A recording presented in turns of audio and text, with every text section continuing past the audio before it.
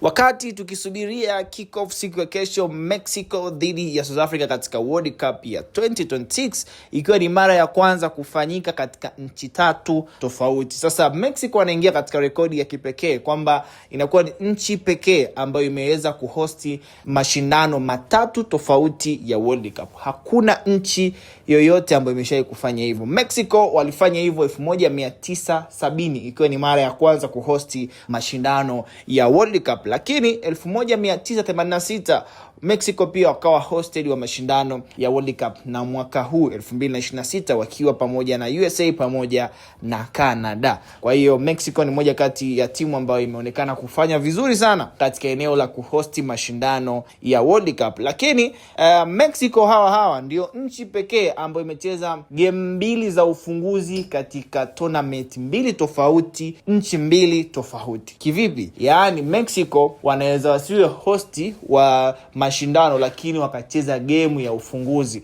Nikurudishe mpaka 2010, game ya Bafana Bafana dhidi ya Mexico. Ilikuwa ni moja kati ya game ambayo Bafana walitoka sare na Mexico, na Mexico walicheza katika game ya kwanza katika tournament hiyo. Na Bafana pia South Africa siku ya kesho wanaenda kuandika rekodi hiyo, wakiungana na Mexico kuwa nchi ya pili kucheza tournament ya World Cup katika nchi mbili tofauti. Yaani sio hosti na umecheza game ya ufunguzi.